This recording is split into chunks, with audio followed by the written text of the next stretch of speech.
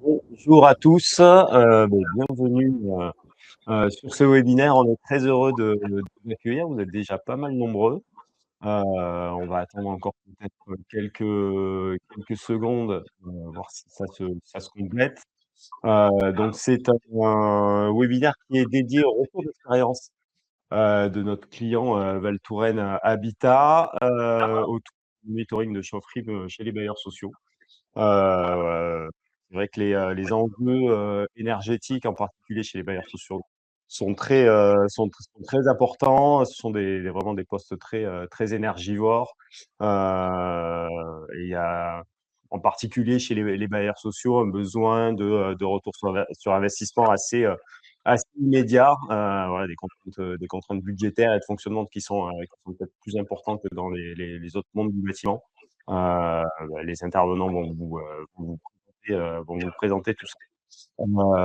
Donc pour m'accompagner sur ce webinaire, nous avons Pierre Marcel, à qui je laisse la parole et qui représente le Habitat. Oui, bonjour à tous. Donc Pierre Marcel, je suis technicien de patrimoine chez Val Touraine Habitat, qui est un bailleur social qui est sur l'ensemble du département d'Indre-et-Loire. Et également, donc, du coup, Alexandre Ravetto. Bonjour à tous, bonjour Jérôme, bonjour Pierre, bonjour à tout le monde. Donc, je suis Alexandre Ravetto, je suis ingénieur commercial chez Adonis, chargé d'affaires pour le développement des projets sur la partie France. Donc, pour Adonis, qui est un fabricant français de solutions de connectivité et d'objets connectés, LoRa, Sigfox, NB-IoT et LTE-M. Bonjour, et je me présente également. Donc, je suis Jérôme Fenech, je suis le cofondateur et le directeur technique, le CTO de Synox. On va présenter un petit peu ce que fait Synox dans le monde des objets connectés. Nous, on est éditeur de plateformes logicielles pour permettre de gérer justement tous les capteurs de nos partenaires et puis mettre à disposition les données et les tableaux de bord, les alertes à nos clients pour pouvoir gérer tous leurs cas d'usage. Donc après ces brèves présentations, on va donner la parole. Le but, c'est de mettre en avant, de mettre en lumière ce projet-là et ce que ça a apporté à Val Touraine Habitat. Donc Pierre, quelles ont été les motivations justement de Val Touraine Habitat pour connecter ces chaufferies? Quels étaient les objectifs et qu'est-ce qui vous a décidé d'y aller?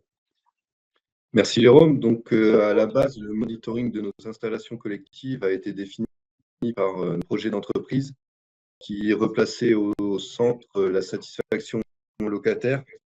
Et pour ce faire, on avait besoin de données en temps réel et aussi de données fiables. Donc c'est pour ça qu'on a décidé d'instrumenter nos installations collectives. Donc chez Val Touraine Habitat, on a à peu près 90 installations qui font du chauffage et aussi de l'eau chaude sanitaire. Ça représente à peu près 6000 logements pour le chauffage et un peu plus de 3500 pour l'eau chaude collective. On avait plusieurs attentes. On voulait avoir des détections de fuite un petit peu anticipées sur tout ce qui était les vides sanitaires, donc pour le chauffage et l'eau chaude. On voulait aussi améliorer le suivi des températures de chauffage pour nous permettre de répondre aux questions des locataires et nous aussi avoir un suivi un peu plus fin des courbes de chauffe. Donc, vous avez évalué quand même les solutions du marché avant de vous lancer. Quels ont été justement les critères de choix pour faire votre choix définitif de la solution IoT à déployer? Donc effectivement, on a regardé un petit peu toutes les solutions qu'on pouvait nous proposer.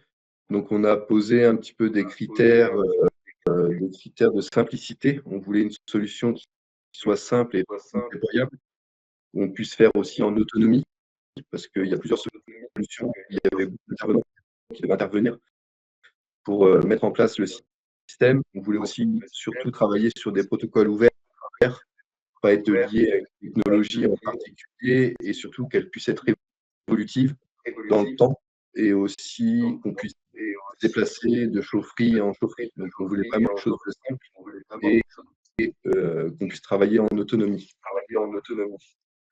Après, la question des protocoles était aussi intéressante parce qu'on s'est rendu compte qu'il y avait il y avait beaucoup de sociétés ou de solutions où on était de le faire. Donc après, on se retrouvait un petit peu cloisonné dans certains types de technologies. Et étant donné qu'on a beaucoup d'installations qui peuvent être sur le territoire métropolitain ou sur une métropole, donc c'était important pour nous que puisse être ouvert et puisse s'adapter à des technologies qui sont importantes pour nous. Après, on cherche aussi des acteurs français, aussi bien sur tout ce qui était la donnée, des serveurs et aussi sur les éditions de solutions. Ok, merci. Donc, finalement, à la fin de cette étude, vous avez décidé de choisir Sinox. Quelles auraient été les raisons profondes de ce choix? Sinox, on a trouvé quand même une réponse assez directe à nos besoins, aussi bien dans l'accompagnement technique commercial. On a pu faire des visites terrain qui ont permis justement de vraiment identifier nos besoins, aussi bien sur les technologies présentes en chaufferie. Comme on a beaucoup d'installations, on a des technologies qui sont vraiment différentes, des installations qui peuvent être un peu vieillissantes et qui peuvent être beaucoup plus modernes. Donc, on avait besoin d'une société qui puisse répondre à ces besoins-là. Donc, aussi bien commercialement que techniquement, on a été accompagné dès le départ. On voulait aussi on recherchait aussi une solution avec un répondant technique quand on est sur le terrain. Parce que comme je l'ai dit auparavant, on a décidé aussi de développer la solution en autonomie. Donc, on recherchait une société qui puisse nous accompagner sur tous ces aspects-là. Et on a retrouvé du répondant chez Sinox, qui nous a accompagnés dès le départ et qui ont été vraiment réactifs et qui ont répondu à nos questions, quoi. Ah, moi, je vais en profiter du Oui, coup voilà, pour vous expliquer le rôle le point de vue du fabricant et le rôle du fabricant c'est ce que j'allais dire. dans cette organisation et dans cette étude. En fait, effectivement, Pierre a mené une étude de marché pour pouvoir choisir un petit peu les solutions et apporter une solution en tout cas à son besoin. Il nous a contactés en tant que fabricant de capteurs et de solutions connectées pour les différents en tout cas besoins qu'il avait autour de ses chaufferies.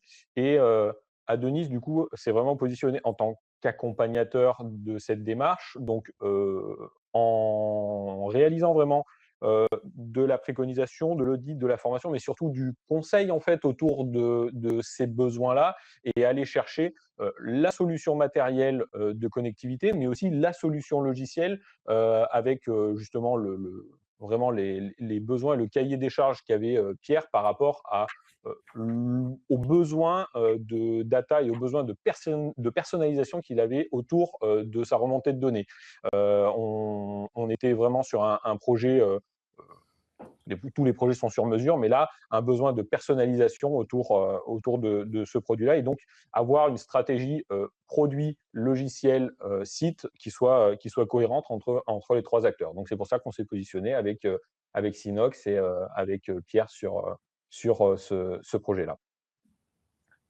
Donc oui, c'est effectivement les capteurs, ça a été le point d'entrée sur ce projet-là, hein. Pierre a été au tout début en premier avec Alexandre qui a su voir la globalité du projet et nous intégrer dans ce projet. Donc merci encore Avec plaisir. à toi. Donc c'est vrai que les capteurs, c'est vraiment quelque chose c'est la pierre angulaire, hein, de tout projet IoT, c'est avoir la bonne donnée, avoir les capteurs qui sont paramétrables, configurables. Pierre avait de grosses attentes, hein, sur justement l'autonomie, sur la configuration des capteurs, parce que une chaufferie, ça vit pas de la même manière l'été, l'hiver. Donc, il y a la capacité à devoir aller reconfigurer et changer la fréquence de remontée des données, par exemple, pour économiser les batteries, etc. Et donc, nous, Sinox, on intervient justement juste après les objets. Nous, notre métier, c'est de gérer ces objets, de gérer la connectivité qui s'y attellent. Donc là, on avait choisi effectivement des capteurs LoRaWAN, hein. Adonis ne fait pas que des capteurs LoRaWAN, mais dans ce monde, je dirais, un petit peu souterrain de la chaufferie, il fallait quand même un accès, une intégration d'un réseau qui soit performant et qui permette de rentrer dans les bâtiments. Donc, on a choisi de déployer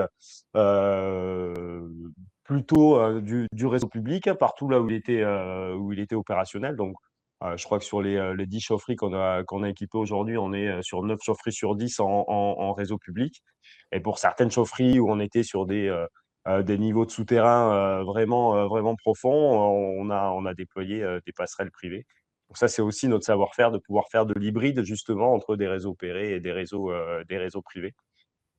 Et justement de laisser la main à Pierre sur toute la partie de notre offre qui s'appelle Swemtom IoT, qui permet de faire le device management. Donc, c'est Pierre qui fait lui-même les installations. Donc, il choisit quel capteur, il les paramètre, il les configure, il les nomme, il fait la nomenclature, les arborescences de site, etc. Donc, il a toute cette autonomie-là. On l'a accompagné, bien sûr, sur les premières, etc.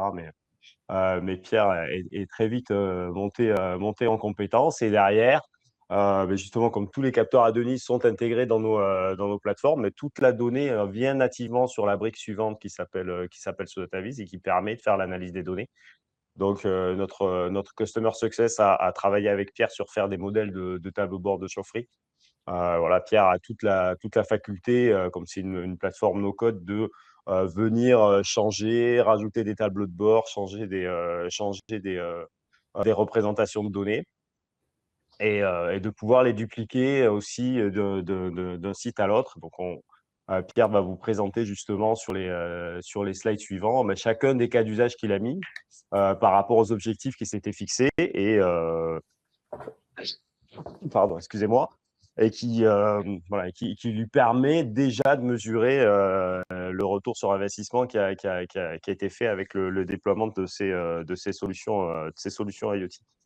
Donc, je vais rendre la main à Pierre parce que c'est surtout lui qu'on a envie d'entendre aujourd'hui. Donc, on va passer justement, alors hop, j'ai un peu de mal avec cette souris, sur les premiers cas d'usage. Donc, un des premiers cas d'usage, c'était le suivi de la température. Est-ce que tu peux nous expliquer comment tu l'as mis en place et comment tu as travaillé les tableaux de bord? Est-ce que ça t'a permis de mettre en avant aujourd'hui? Oui, merci. Donc, effectivement, on a travaillé sur beaucoup de cas d'usage et la température d'eau chaude en est un.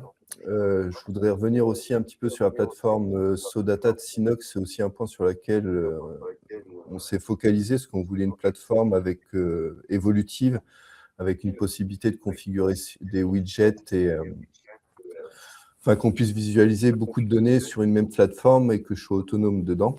Donc, comme là, vous le voyez, l'un des premiers cas est sur la température de l'eau chaude sanitaire. Donc, pour tout ce qui est installation collective, c'est un point qui est important, parce qu'il y a une réglementation qui est importante au niveau de la légionnelle. Donc, pour rappel, au niveau de l'eau chaude sanitaire, on doit être à 50 degrés en tout point du réseau.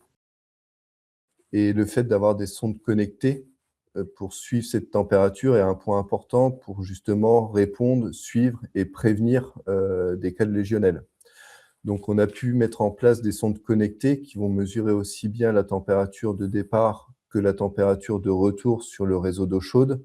Et ça nous a permis de mettre en place le widget qui nous permet de suivre la température pratiquement en temps réel. Et ça, c'était un point important aussi pour les capteurs Adonis qui permettent de connaître, quand on est sur place, on peut faire une remontée d'historisation tout de suite pour savoir les points de mesure et savoir la température qu'elle mesure. Donc, on a pu mettre aussi en place des alertes que je reçois directement par mail ou par SMS en cas de température inférieure à 50 degrés, ce qui nous permet, nous, de mobiliser l'exploitant pour comprendre pourquoi, justement, on a des températures qui sont pas bonnes. Et ça nous permet aussi de mener des actions correctives pour, justement, respecter la réglementation. Et le fait aussi d'avoir des températures correctes, ça limite les temps d'attente pour les locataires et le volume qui est consommé par les locataires. Donc, ça permet aussi de diminuer les frais pour tout le monde. Donc, pour les températures d'eau chaude, pour l'instant, comme on est un peu sur une phase de test, on s'est focalisé pour l'instant dans la chaufferie. Mais idéalement, si on voulait être vraiment très, très précis dans le suivi, il faudrait mettre des capteurs sur chaque colonne, aussi bien sur le départ que sur le retour, pour vérifier aussi la notion d'équilibrage du réseau d'eau chaude, qui est un point important, parce que c'est pas parce qu'on a des températures d'eau chaude qui sont bonnes en chaufferie qu'on est carré sur tout le reste de l'installation. Après, tout ça, ça va se faire petit à petit aussi, quoi. Voilà pour l'eau chaude sanitaire. Ok. Donc le deuxième cas d'usage, c'est le chauffage, hein. Une chaufferie, ça sert principalement à fournir de l'eau chaude, mais aussi à délivrer la température du chauffage collectif. Oui, tout à fait. Donc là, sur le widget qu'on voit, donc c'est une chaufferie où j'ai plusieurs réseaux de chauffage. Donc on a installé des capteurs de température, les tempes 2S. Donc on a mis les sondes aussi bien sur le départ que sur le retour, sur tous les circuits de chauffage. Donc ça nous permet déjà de voir s'il n'y a pas des dysfonctionnements sur chaque circuit, des problèmes sur le fonctionnement du circulateur de chauffage ou de la vanne 3 voies. Donc ça permet de faire un premier diagnostic. Et sur les widgets qu'on voit en dessous, on a regroupé les courbes de tous les capteurs pour reprendre une notion d'équilibrage des réseaux de chauffage, pour voir par exemple si les courbes se superposent bien. Normalement, on a un équilibrage qui est plutôt réussi, et si on a des dérives qui sont importantes entre les courbes, ça nous permet de revoir l'équilibrage sur les circuits avec les vannes, ce qui s'appelle les vannes TA, les vannes d'équilibrage. Ça peut être une solution palliative quand on n'a pas d'appareil pour mesurer le débit, parce que l'inconvénient des appareils pour mesurer le débit, c'est qu'en général, ils font un appareil par marque de vanne, et c'est des appareils qui sont très coûteux. Les exploitants n'ont pas forcément, ou alors il y en a très peu. Enfin, bon, c'est difficile d'avoir ce matériel-là. Et le fait d'avoir des capteurs de température, ça nous permet de revoir, de vérifier que l'équilibrage est plutôt cohérent, même si on mesure pas le débit, quoi. C'est pas extrêmement précis, mais ça permet d'apporter quand même des corrections. L'autre aspect important, c'est J'en que… profite et je pose le point de vue du fabricant, parce que je suis venu avec les capteurs que Pierre a utilisés, et c'est intéressant dans ce qu'il disait. Effectivement, c'est la facilité de pose pour faire équiper des bouclages, où en fait, on le voit sur la photo qui est exposée, mais on va venir installer vraiment très facilement le produit, parce que les sondes sont déportées, et qu'on va pouvoir venir mettre en fait vraiment la sonde dans le doigt de gant ou en applique sur les tuyaux qu'on veut monitorer. Alors, selon les différents modes de montage, on va éventuellement pouvoir régler des offsets, parce que si on n'est pas dans le doigt de gant et qu'on est en surface d'un tuyau, on va avoir un décalage de la température qu'on va pouvoir régler avec la plateforme conjointement avec la plateforme, pour avoir vraiment un affichage sécurisé de la donnée et au plus près de la vérité. Et du coup, avoir vraiment une installation qui va être facilitée pour poser très facilement le produit, et pouvoir avoir deux modes vraiment de surveillance autour de la mesure. Une mesure périodique, donc où on va venir avoir vraiment son profil de température toute la journée, et un mode d'alerting où on va avoir une surveillance très rapprochée des températures et avoir une surveillance quasi en temps réel. On ne parle jamais de temps réel en LoRa, mais une surveillance très rapprochée sur un pas de temps très resserré, pour éventuellement avoir une alerte et non pas attendre la remontée de la donnée, avoir un message qui remonte pour dire j'ai une dérive, j'ai quelque chose qui ne va pas bien, et pouvoir anticiper une intervention et ou faire venir le mainteneur. Voilà. Ouais, enfin, moi, j'aimerais aussi ajouter quelque chose sur les sondes d'Adonis. C'est qu'on a possibilité en collant l'aimant sur la sonde, de remonter la température qu'elle mesure au moment où on pose cet aimant. Et moi, j'ai remarqué quand même avec le réseau LoRa, c'est qu'on obtient cette donnée quelques secondes après cette mise à jour. Et comme l'a dit Alexandre, ça nous permet de faire des offsets en chaufferie pour vérifier que la température qui est mesurée par la sonde est bien celle que j'ai sur les thermomètres qui sont sur mes doigts de gant. Et ça, c'est très important après si on veut pouvoir exploiter la donnée. Voilà. C'était un point que je voulais préciser. Ouais, donc c'est vrai que c'est pour synthétiser, c'est vrai que c'est très important, les fonctionnalités du capteur. Et puis finalement, le cas d'usage qu'on n'imaginait pas au début, on était là plutôt pour faire de la supervision, de la surveillance. Et Pierre dit, effectivement, c'est un outil très simple pour venir optimiser et gérer l'équilibrage d'un système de chauffe, alors que les solutions qui sont apportées par les installateurs de systèmes de chaufferie sont lourds, coûteux, alors que là, avec des capteurs à quelques centaines d'euros, on peut très facilement équilibrer une chaufferie et avoir un meilleur rendement, forcément, et une meilleure efficacité de sa chaufferie. Là où des fois, on avait du mal à le faire avec des solutions plus lourdes. Oui, On passe sur la partie suivi énergétique et consommation de gaz. tout à fait. Donc là, on a les dashboards qui sont liés à la consommation de gaz. Donc, j'ai pu reprendre plusieurs données, donc aussi bien sur du suivi d'index. Donc, le suivi d'index, pour nous, c'est important au niveau des calculs des intéressements. Ça nous permet de vérifier que les index qui sont relevés par l'exploitant correspondent bien à la réalité, parce que des fois, on peut avoir des décalages. On a le premier dashboard aussi qui est en haut, qui mesure la consommation journalière de gaz. Donc ça, c'est un point aussi qui m'a permis de vérifier le bon fonctionnement de la chaufferie. Donc là, c'est un petit peu particulier parce que c'est une chaufferie qui produit qui produit pas d'eau chaude. Donc en phase de démarrage de la saison de chauffe, ça nous a permis de vérifier que l'installation a été bien remise à la date qu'on avait définie. Donc, ça nous permet de vérifier les index, comme je l'ai dit, et ça nous a permis aussi de faire de la détection de panne, parce que quand on regarde qu'une consommation de gaz est nulle pendant une journée, donc soit c'est un problème de remontée de capteur, soit c'est un problème où la chaufferie s'est arrêtée pour différentes raisons. Donc, ça nous a permis aussi de faire de la détection et d'être plus réactifs dans la prise en compte des réclamations des locataires, donc d'anticiper leurs réclamations avant d'avoir beaucoup d'appels. Je pouvais mobiliser l'exploitant pour aller vérifier le bon fonctionnement en chaufferie. Et on peut coupler ça aussi avec les capteurs de température qui étaient dedans. Donc, en regroupant plusieurs types de données, ça permet quand même de faire des détections de panne qui sont assez poussées, quoi. Voilà, donc surtout le point de fonctionnement. Donc, suivi d'index. Ok, merci Pierre. Ouais. Oui. Donc ensuite, ça va être plutôt sur tous les compteurs qui permettent de suivre les consommations d'eau, reliées aux compteurs d'eau qui étaient présents dans les chaufferies. Donc il y a différents types de compteurs d'eau dans les chaufferies. Ouais. Oui, là, c'est surtout sur celui qu'on voit, on est surtout relié sur le compteur d'eau qui produit l'eau chaude. Donc, on est sur la production d'eau chaude. Donc, ça nous sert à vérifier qu'on n'a pas de surconsommation. Donc, quand on a des histogrammes qui sont plutôt réguliers, ça veut dire que la consommation est plutôt stable et normale. Ça nous permet aussi, après, quand on est en phase de dimensionnement, de renouvellement des matériels en chaufferie, comme les ballons de stockage, les échangeurs, d'adapter la puissance et le stockage aux besoins.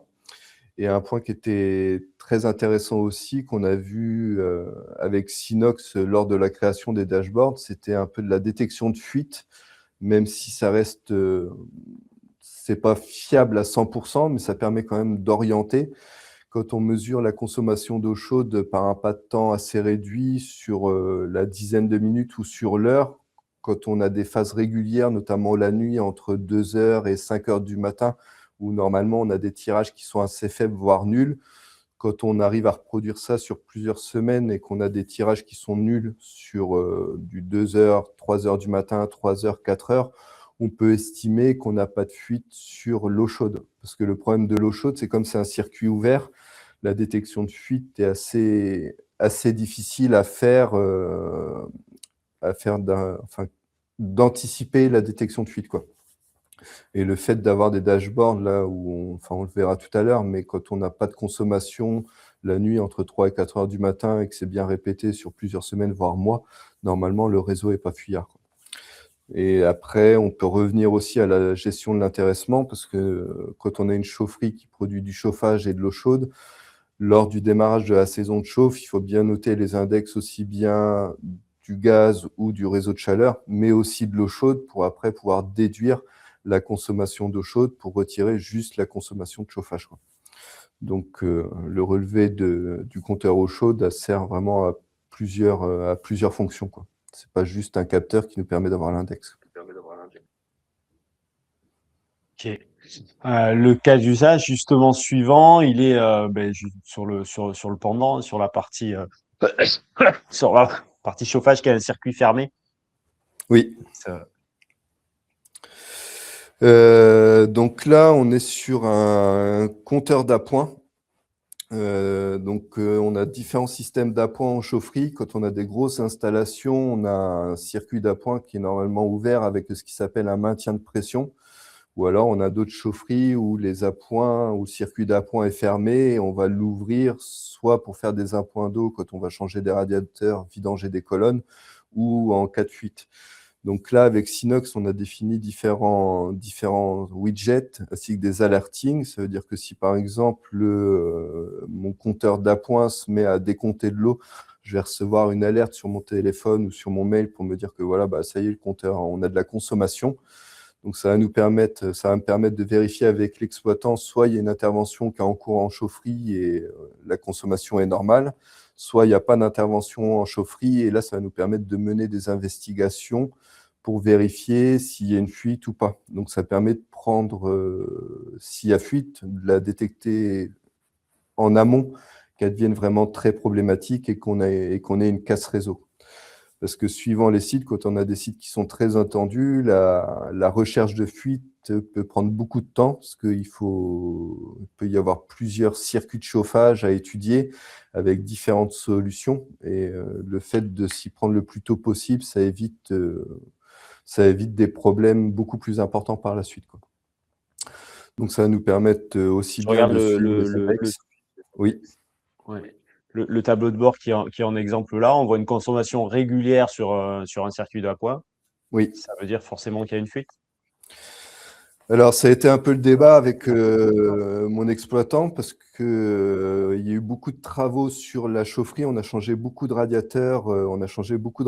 Donc, au début, il y avait des échanges sur la consommation. Après, là, on ne voit pas l'échelle de mesure, mais au début, on était sur quelques litres, voire une petite centaine de litres. Donc, ce qui peut correspondre à des vidanges de colonnes pour changer des radiateurs. Quand on a des problèmes pour isoler le radiateur, on est obligé de vidanger la colonne. Donc, ça pouvait expliquer la consommation d'appoint. Et après, on voit une augmentation assez brutale, donc qui est venue corroborer la présence d'une fuite, quoi. Donc au début, c'est là où c'était un petit peu compliqué, parce qu'on avait les deux cas. Il y avait sans doute la fuite qui a commencé, et on avait aussi beaucoup d'interventions sur du changement de radiateur qui expliquait une consommation.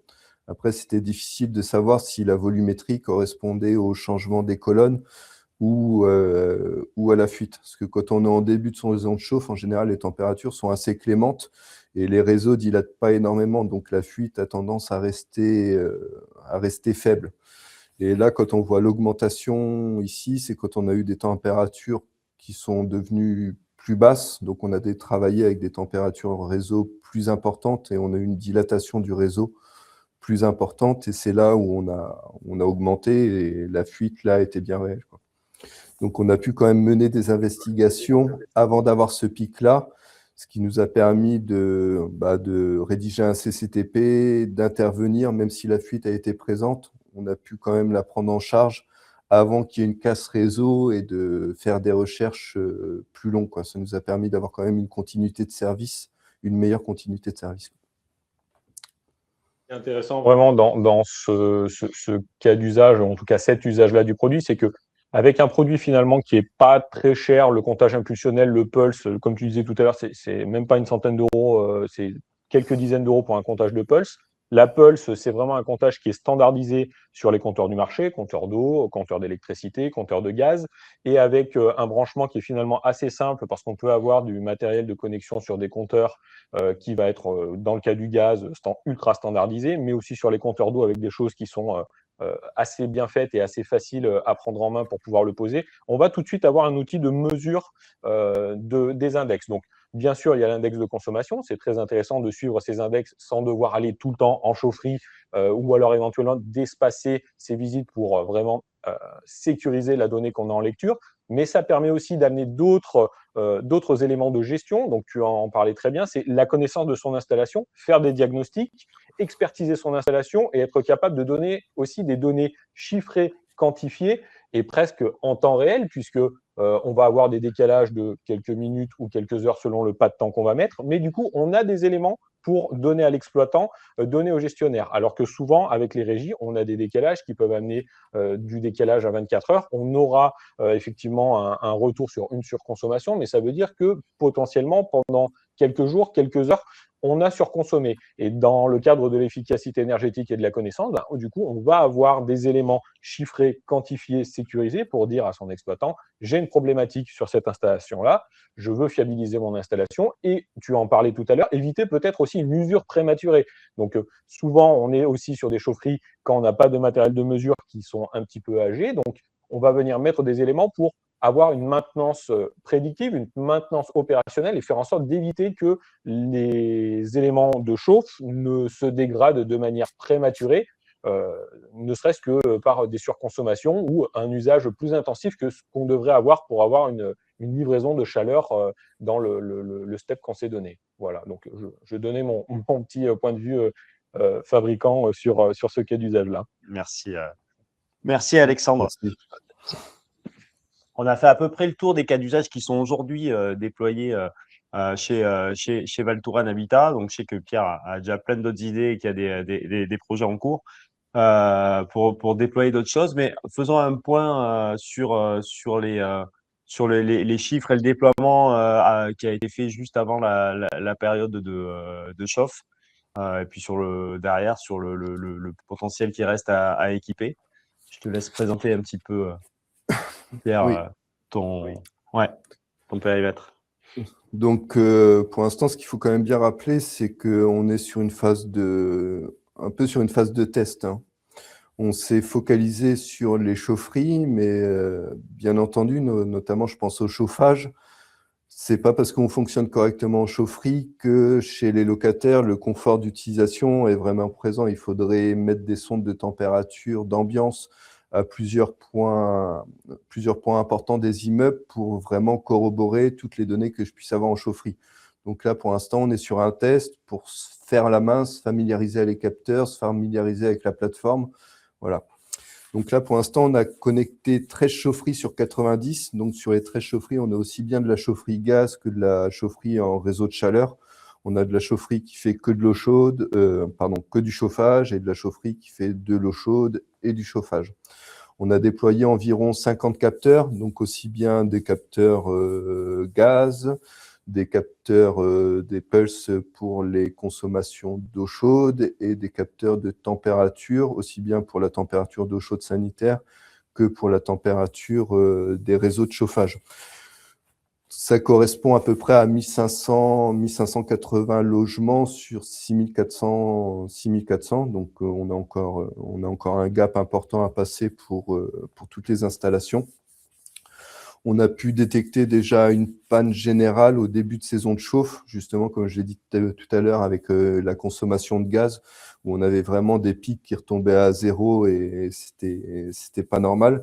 Surtout qu'en début de saison de chauffe, les températures étaient clémentes, donc interpréter les températures des réseaux de chauffage n'était pas forcément fiable, parce que j'avais pas de notion les températures des réseaux de chauffage étaient faibles, mais suivant l'isolation du bâtiment, ça pouvait correspondre.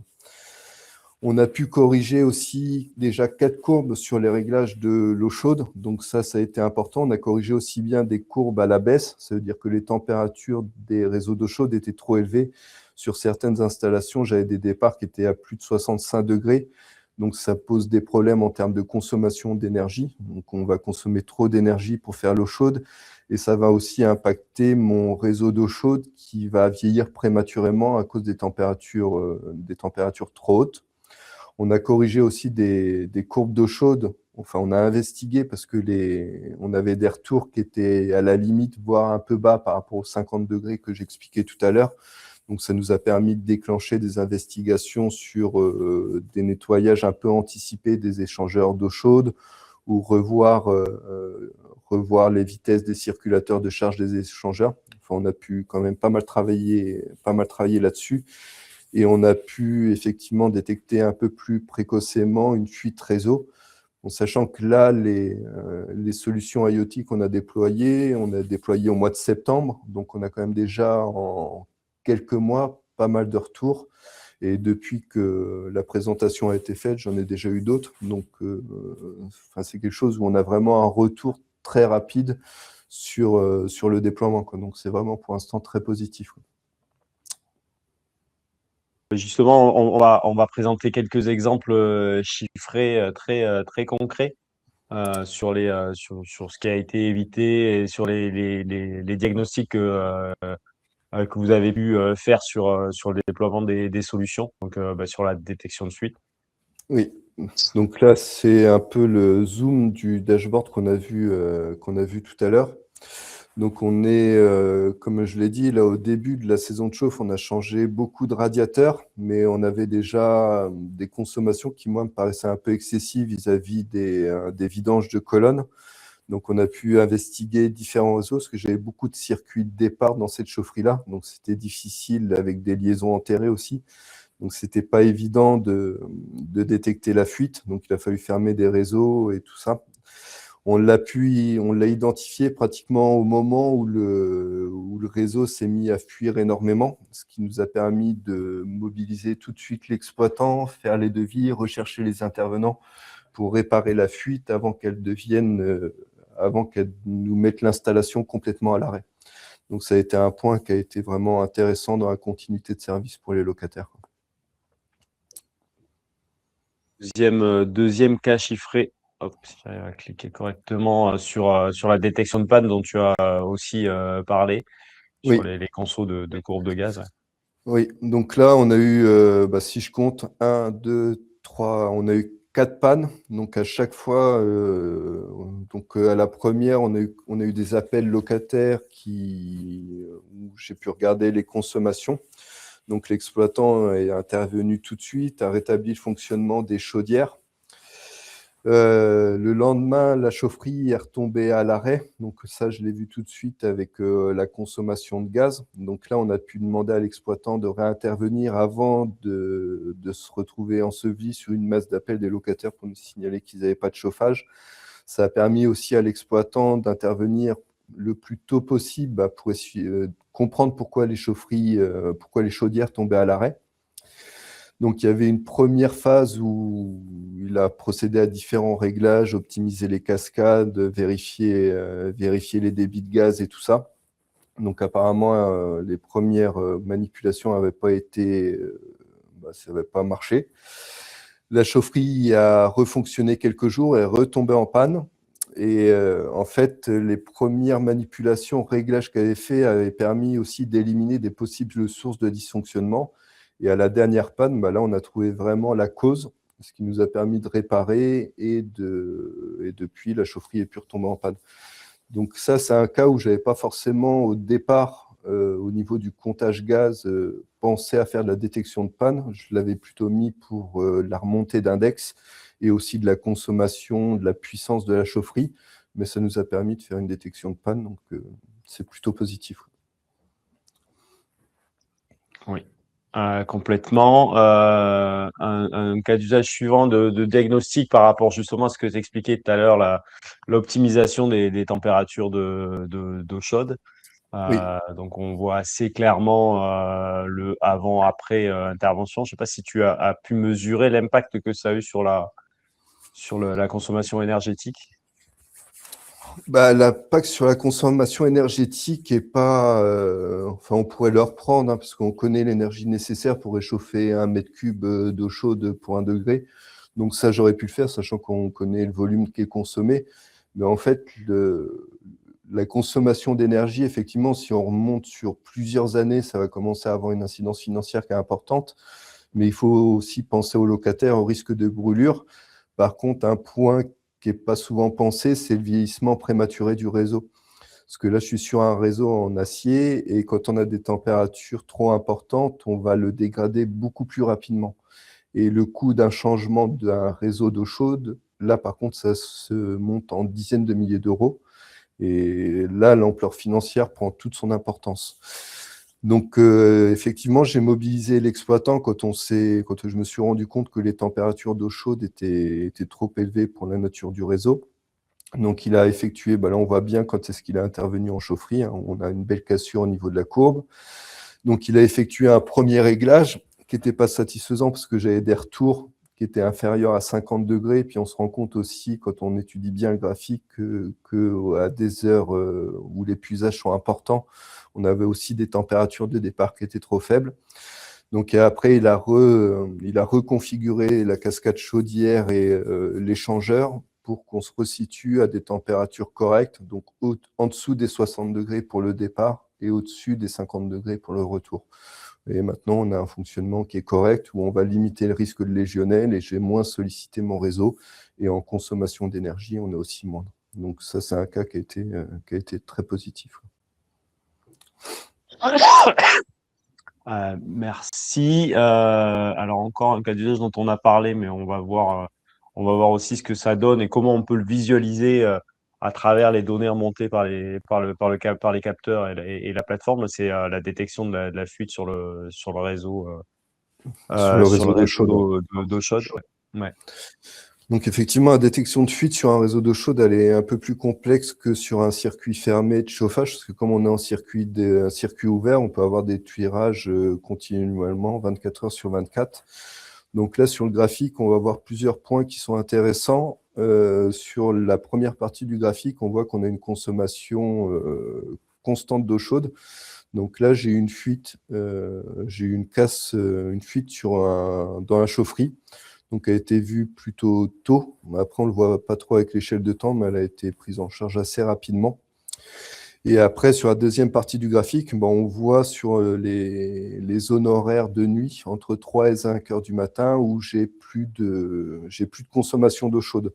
Donc là, normalement, ça veut dire que mon réseau, il est plutôt étanche. Après, pour que ça soit interprétable, il faut le prendre sur un pas de temps, sur plusieurs semaines, pour vérifier qu'en gros, entre 3 heures et 4 heures du matin, si sur plusieurs jours d'affilée, j'ai pas de consommation, normalement, mon réseau est étanche. Après, comme c'est du circuit ouvert, c'est pas d'une fiabilité sûre à 100%, mais avant d'enclencher une recherche de fuite qui peut être très coûteuse, ça permet quand même de cerner un peu les priorités.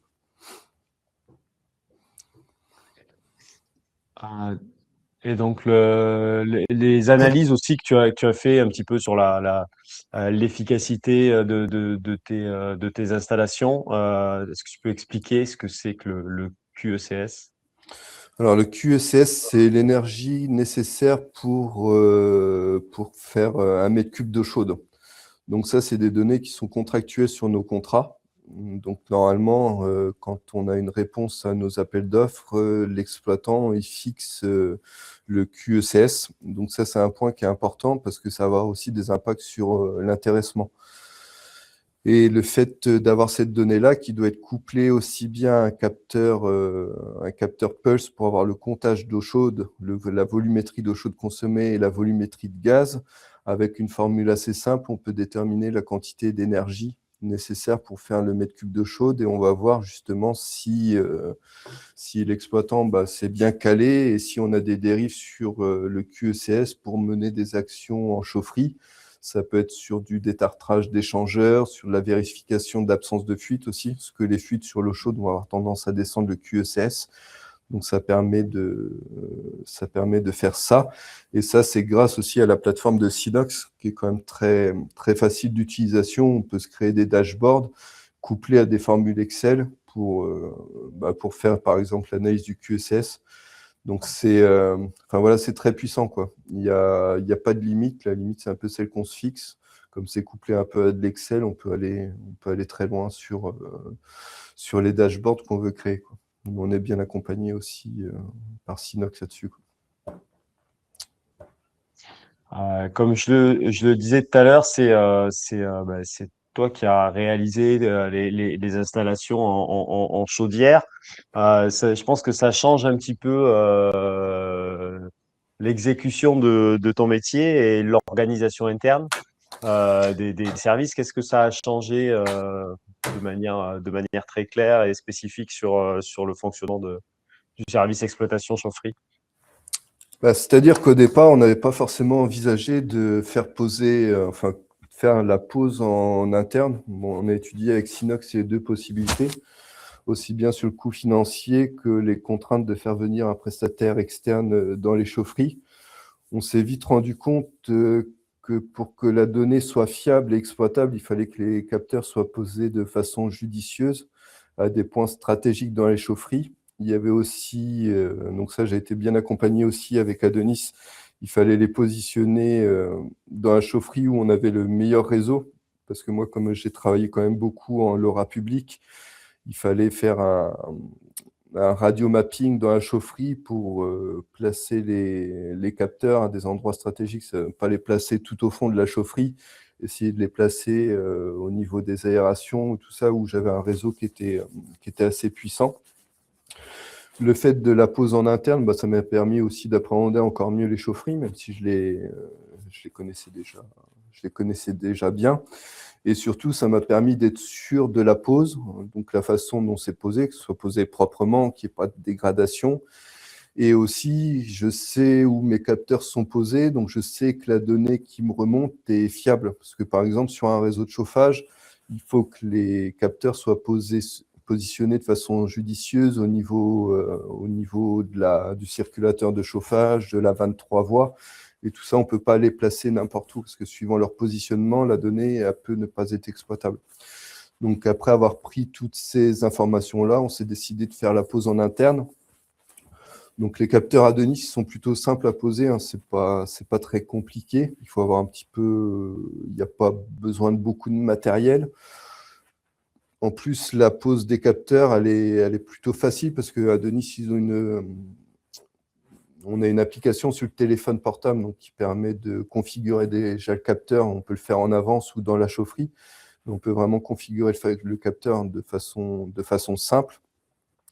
Et poser un capteur, ça prend dans la chaufferie une demi-heure à peu près pour un capteur. Après la configuration du capteur en lui-même, la pose et l'intégration sur la plateforme de Synox, on est bien sur 1h30, 2 heures à peu près par capteur. L'importance aussi, t'en parlais, hein, des sondes déportées et du radio mapping, parce qu'on est vraiment dans un environnement souterrain, il y a des grilles d'aération, donc c'est vrai que ça permet de faire du déport, et aussi le capteur de réseau, je te laisse peut-être le présenter, qui permet d'avoir un retour immédiat aussi sur le terrain. Oui, alors je vais vous présenter le capteur de réseau, mais déjà, effectivement, le témoignage de Pierre est intéressant parce qu'on a un vrai témoignage de manipulation des produits et d'intégration, et ça recoupe un petit peu avec ce qu'on disait tout à l'heure. Pierre connaît très bien ses chaufferies, il a choisi un batch vraiment de chaufferies qu'il voulait monitorer, et il a vraiment posé un cahier des charges, on a fait un audit technique, on a déterminé l'envergure avec est-ce qu'on fait intervenir des intégrateurs ou pas, est-ce que on fait la pose en interne, est-ce qu'on a la possibilité de le faire? Et du coup, aussi une question d'enveloppe, de budget et de vision globale de comment est-ce qu'on allait monter en charge sur aussi la quantité de données et venir ajouter des capteurs au fur et à mesure des usages. Donc, il y a effectivement eu un choix de site stratégique et après, effectivement, on a utilisé un testeur de radio pour faire un radio mapping. Donc, ça, c'est effectivement un moment qu'on a passé tous les trois, puisque Jérôme est venu faire l'audit avec moi et on a audité vraiment toute la partie matérielle et la partie vraiment metering qu'on avait sur site pour pouvoir adapter les capteurs et faire en sorte de déployer les produits de manière cohérente et vraiment poussée pour avoir la meilleure data et la meilleure connectivité pour que ce soit très parlant sur les premières mises en service. Donc, effectivement, ça s'installe facilement. Il y a une application mobile. Alors, Pierre m'a pris un petit peu mes répliques qui vous expliquer les avantages du produit. On va venir assez simplement les déployer en faisant des réglages avec l'application mobile. On peut aussi faire des pré-réglages chez Synox, faire redescendre des réglages via le réseau quand ils sont connectés. On peut demander des pré-réglages en usine. C'est agnostique. Donc, il y a eu des endroits où il n'y avait pas forcément de réseau. Donc, on a fait le constat qu'il fallait déployer une passerelle privée sur un site pour pouvoir vraiment sécuriser et fiabiliser la donnée. Donc, voilà un petit peu tout le périmètre technique autour du produit est vraiment dans la possibilité d'avoir un accès facilité à ces éléments et sécuriser une donnée pour pouvoir exploiter et gérer au mieux ces installations. Vous avez compris que Pierre connaît très bien ces installations Ouais. et qu'il est capable de les optimiser très rapidement avec des données chiffrées, quantifiées qui lui remontent. C'est un petit peu la raison d'être de l'IoT, hein, Bien quelque part. sûr. Donc, et puis, effectivement, de la complémentarité de toute cette chaîne et tout cet écosystème. Pierre, alors on a pris un peu plus de temps que prévu, je pense, mais je pense que le retour et le contenu sont passionnants. Pour terminer sur cette dernière slide avant les questions, quelles sont les perspectives de suite de projet et peut-être les quelques conseils que vous pouvez donner aux personnes qui sont connectées à ce webinaire et qui aimeraient se lancer? Alors, au point de vue des objectifs, là, maintenant, on va essayer de s'attaquer un peu plus dans le dur, où on a des régulateurs de dernière génération, où on va essayer de les connecter sur la plateforme Synox pour remonter toutes les informations de notre régulateur directement sur la plateforme de Synox. Donc ça va être, voilà, ça va être la phase un petit peu de cette année, sachant qu'on va essayer de commencer de déployer des sondes de température ambiante dans les chaufferies, parce que comme je l'ai dit, dans les logements des locataires, parce que comme je l'ai dit, pour l'instant, c'est un essai. On s'est vraiment focalisé pour se faire la main dans les chaufferies où moi, c'était facile d'intervenir. Voilà, je suis complètement autonome, donc c'était facile. Il n'y avait pas de notion d'accès, de RGPD, enfin de tout ça. Donc là, maintenant, on va essayer de développer un peu plus ces sondes d'ambiance. On va continuer aussi d'installer des sondes de température d'eau chaude, toujours pour la réglementation légionnelle, qui est un point important chez nous pour qu'il n'y ait pas de soucis. Au point de vue des conseils, il faut bien se faire accompagner. Moi, Synox et Adonis, ils ont été là du début jusqu'à la fin. Ils m'ont bien conseillé techniquement, commercialement, donc ça a été vraiment positif. L'une des premières choses avant de déployer, c'est de vraiment faire un radio mapping, parce que comme ça va dépendre un peu le type de connectivité qu'on va prendre. Est-ce qu'on peut tout de suite partir en LoRa public suivant le nombre de capteurs qu'on va déployer? Est-ce qu'on est obligé de mettre une passerelle parce qu'on n'a pas du tout de réseau? Donc ça, c'est un des premiers, c'est un peu des premiers points à faire. Ensuite, il faut vraiment bien connaître ses installations, bien connaître la chaufferie, parce que comme je l'ai dit tout à l'heure, suivant l'endroit où on va poser les capteurs, la donnée elle peut ne pas être fiable, pas exploitable. Donc la pose, elle est importante. Et après, il faut pouvoir aussi revenir plusieurs fois pour vérifier que la donnée qu'elle remonte, elle est bonne. Je pense aussi bien aux index qu'en température. Moi, je repasse souvent dans les chaufferies pour vérifier que les températures qui sont mesurées correspondent bien sur celles que j'ai dans ma chaufferie. Donc voilà, ça, c'est des points qui sont importants. Voilà, pour la suite. Excusez-moi, j'ai plus de batterie, c'est pour ça qu'on va emmener un chargeur. Donc voilà, ça va être un petit peu la phase pour 2026. Merci. Et donc sur les conseils, on a fait le tour, et c'est surtout ce qui est important, je pense, c'est la démarche qu'on a eue, c'est d'y aller pas à pas, de pas vouloir s'industrialiser trop vite, prouver aussi, c'est un besoin, je pense, en interne aussi, de prouver que le projet apporte réellement quelque chose, hein. J'en parlais en introduction, tout investissement chez un bailleur social doit se justifier et ne doit pas avoir d'impact sur le loyer des locataires, etc. Donc voilà, c'est quelque chose, je pense, qui est important aussi de votre côté. C'est ça. Oui, on passe vraiment de cette partie, de cette phase de POC, en fait, où on a vraiment donné la cohérence à la donnée sur ces installations. Il y a en plus la possibilité, vu que ce sont des objets IoT, éventuellement, au fur et à mesure qu'il y a des rénovations de sites, puisque Pierre a engagé des rénovations sur certains sites qui étaient problématiques, la possibilité de déplacer les données éventuellement pour pouvoir venir monitorer d'autres sites, mais faire en sorte que l'installation elle soit scalable dès le départ, hein, industrialisable, mais avec une montée en charge progressive. Effectivement, ça a permis aussi, alors il faut bien connaître ses chaufferies, mais ça permet aussi d'apprendre aussi à mieux connaître ses chaufferies, d'utiliser tous ces outils. Et Pierre en a déjà parlé, mais travailler avec un bon support technique, que ce soit au niveau de la plateforme ou que ce soit au niveau des capteurs, qu'il y a de la réactivité, c'est des nouveaux usages et des nouveaux matériels, donc il faut aussi apprendre à les manipuler, avoir du matériel qui soit ergonomique. Et je pense que c'est ce qu'a apporté Adonis sur cette installation-là. On était en lien avec le support technique de Synox quand il y avait éventuellement des réglages à amener, et tout ça à amener à déployer une installation facilement, rapidement et qui soit très vite efficace pour la remontée de données durcie et exploitable.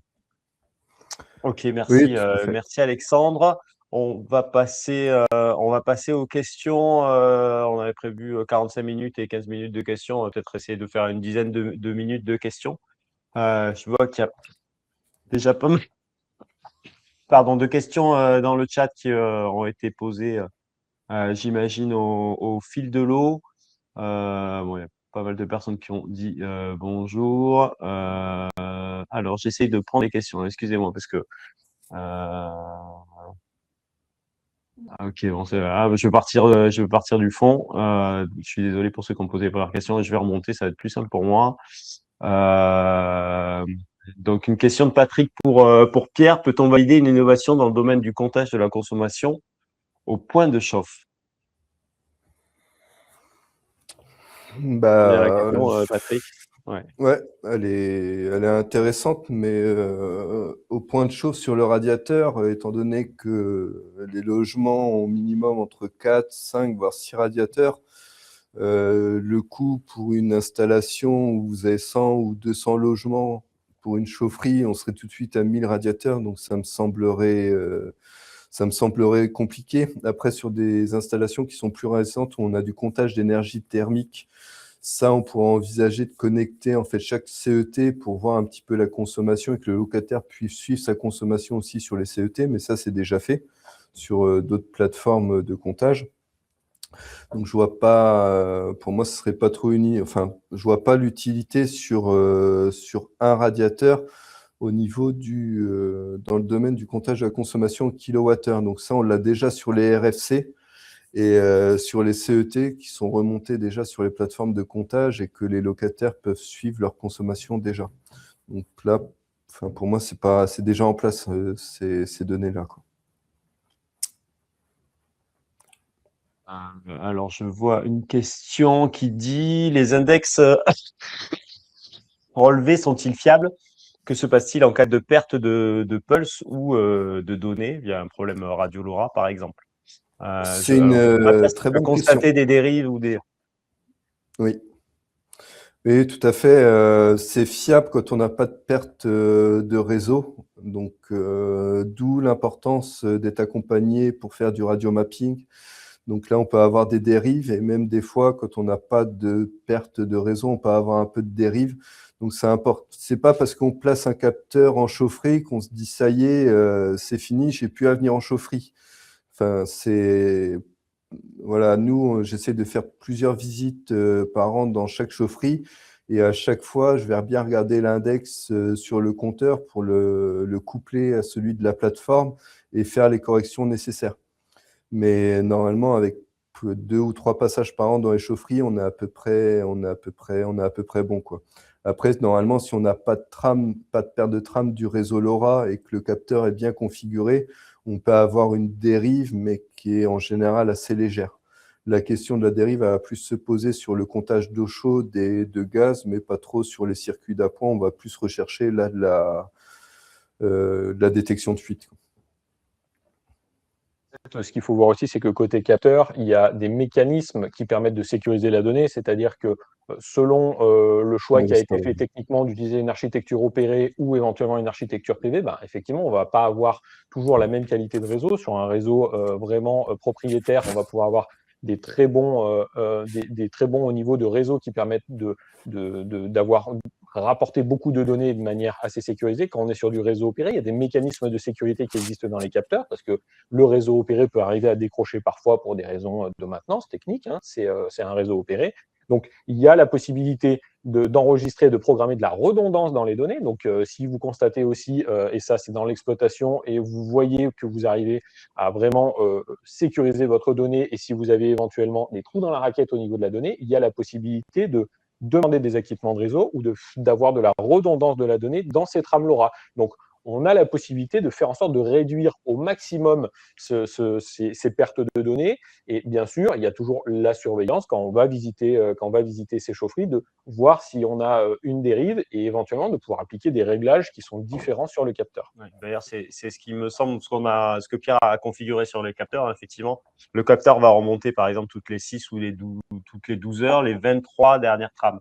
Donc, ça permet d'avoir de la finesse de données. Et puis, nous, la plateforme, c'est gérer le doublonnage. Donc, si on reçoit 2 fois la même trame, donc le même index pour l'heure en question, ben, on va l'écraser. Et c'est pas très grave, mais ça permet de limiter cette perte de données liée au réseau LoRa. Sinon, après, effectivement, bah, on va avoir des index où on peut avoir des creux d'index et du coup, on va avoir une consommation qui va cumuler par exemple 2 heures si on a perdu une trame à l'heure précédente. Donc, ça se voit quand même assez facilement à l'œil quand on est sur le pas horaire, et quand on est sur le pas journalier, ça se sent pas. Il y avait aussi la question au niveau de la perte de pulse. Donc, c'est vrai que le pulse dans le comptage énergétique, c'est ce qui est le plus déployé. Certains compteurs communiquent en mode bus. Donc là, c'est sûr qu'on a directement l'index du compteur. Adonis fait des capteurs qui permettent d'aller lire le mode bus. Mais c'est vrai que sur des compteurs d'eau, voilà, on n'est pas sur des compteurs intelligents et on a besoin du pulse. Après, c'est quelque chose d'assez robuste, en particulier, j'imagine, sur les compteurs gaz, où on a des binders vraiment solides et costauds qui permettent d'avoir une connexion qui évite au maximum de perdre des impulsions qui permettent au capteur de faire le comptage.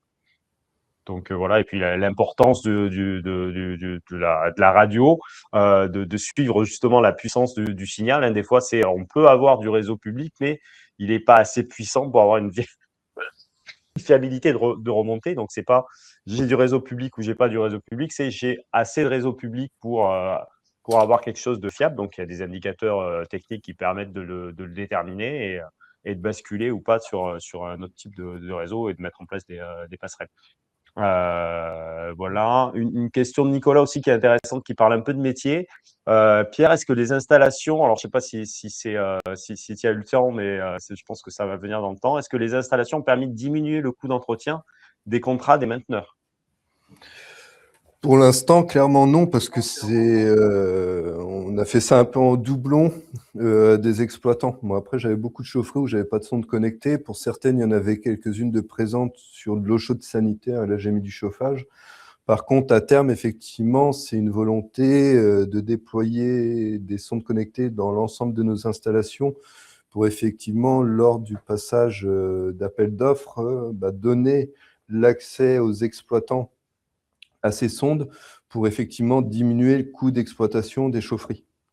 Mais ça, c'est sur du moyen long terme. Là, on était sur une phase d'essai pour se familiariser à la technologie, mais effectivement, sur du long terme, c'est quelque chose qu'on envisage et qu'on souhaite, tout à fait. Il y a une question aussi, bon, on en a un petit peu parlé, c'est rallongez-vous les câbles des sondes pour positionner les boîtiers proches des grilles d'aération. Et donc ça, c'est la différence de le réseau LoRa. On est surtout dans un environnement où il y a beaucoup de tubes métalliques, etc. Donc c'est vrai que ça peut être assez touchy de trouver le bon endroit et la meilleure réception. Donc, il y a l'endroit de mesure de la température, comme l'a expliqué Pierre, on ne peut pas la mettre n'importe où, on ne peut pas la décaler, donc il est relativement fixe. Et puis, il y a l'endroit où on va attraper le meilleur réseau. Donc, je te laisse peut-être répondre, Alexandre. Oui, effectivement, on est avec des contraintes vraiment en termes d'installation qui sont liées au fait qu'on soit très souvent en sous-sol. Il y a énormément d'éléments métalliques à l'intérieur, donc des perturbateurs. Et comme on travaillait sur du réseau opéré, il y avait le besoin de se rapprocher des exutoires, des aérations et de faire en sorte d'attraper le meilleur réseau ou de se déporter éventuellement des tableaux électriques ou des régulateurs. Donc, bien sûr qu'on a la possibilité de le faire.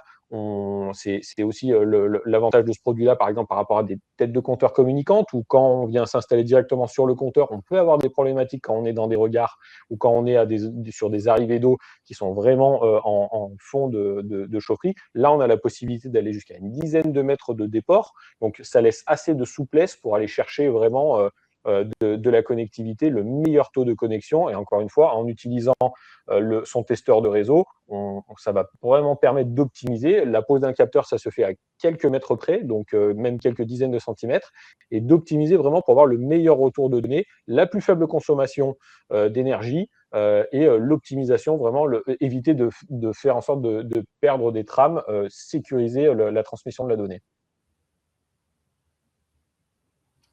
Tout à fait. Alors, on va peut-être prendre encore une ou deux questions avant de clôturer. On a la liste des questions, donc on essaiera d'y répondre et puis de les diffuser si vous avez laissé votre email à votre inscription. Je vois pas mal de questions aussi sur l'accès en replay aux coordonnées des participants. On les diffusera également. Donc voilà. On prend une dernière question de Flavien sur le contrôle à distance des vannes d'équilibrage des réseaux collectifs. Est-ce que c'est un cas d'usage qui peut vous sembler pertinent, Pierre? Je suis désolé, j'ai mal entendu la question et je la retrouve pas dans Flavien le pose la chat. question Ouais, alors nous, c'est des cas d'usage qu'on gère un petit peu dans l'agriculture, de contrôler des vannes. Donc là, Flavien demande si un contrôle à distance des vannes d'équilibrage pourrait être un cas d'usage pertinent. J'aimerais bien. C'est la première des choses. Après, on ne s'est pas encore trop penché là-dessus parce qu'il y a une multitude de fabricants de vannes d'équilibrage. Là, on vient juste d'investir dans une machine, dans une valise multimarque pour lire les vannes d'équilibrage et c'est assez perfectible. Après, Alexandre pourra peut-être me renseigner, justement, c'est une très bonne question, merci. Comment on pourrait faire pour remonter, justement, parce que là, on va travailler en pression différentielle ou en débit. Enfin, l'appareil mesure une pression différentielle, après, elle intègre un débit en fonction du KVS de la vanne. Je ne sais pas comment c'est faisable, mais si c'est faisable, je suis preneur. Ça peut être très intéressant. Effectivement, ça va aussi dépendre de l'installation et vraiment du type de vanne qu'on va avoir et du niveau d'automatisation qu'on peut avoir dessus. Ça dépend aussi du régulateur qu'on a sur place, du niveau d'automatisation du régulateur. Et en fait, il y a différents produits. On a de la gestion qui peut être faite à travers du pilotage de contact sec. Tu le disais tout à l'heure, il y a aussi du pilotage à travers du Modbus. Donc, il y a plein de solutions qui permettent de pouvoir piloter à distance. Il y a même des solutions de routeurs maintenant, de mini-routeurs industriels qui sont très peu chers et qui permettent, en plus, avec quasiment du temps réel, de piloter ces vannes encore à travers du Modbus. Donc, il y a plein de solutions matérielles qui existent autour de ça. Il suffit juste effectivement d'auditer, de regarder quel type en fait, de connectivité on va avoir, quel type de pilotage on va avoir sur site pour adapter le bon capteur, le bon transmetteur et faire un pilotage, donc faire du bidirectionnel. On n'est plus que dans de la lecture, on est vraiment aussi dans de la redescente d'ordre pour pouvoir piloter ces éléments. Et bien sûr que ça se fait à travers de l'IoT. Très bien, ce sera du coup la question et le mot de la fin. Merci Pierre pour votre disponibilité, la présentation de ce retour d'expérience très riche. Merci Alexandre pour ton expertise au niveau de tout ce qui a été capteur déployé. Merci à tous d'avoir assisté à ce webinaire. Je vois qu'il y a eu quand même beaucoup de monde, beaucoup de questions. On va vous compiler tout ça et diffuser tout ça sur les contacts que vous avez laissés. Merci à tous et à très bientôt pour de nouvelles vidéos avec nous. Merci à tous. Merci Jérôme, merci Pierre. Oui, merci à tout le monde pour votre attention. Bonne journée. Au revoir. Au revoir. Bonne journée.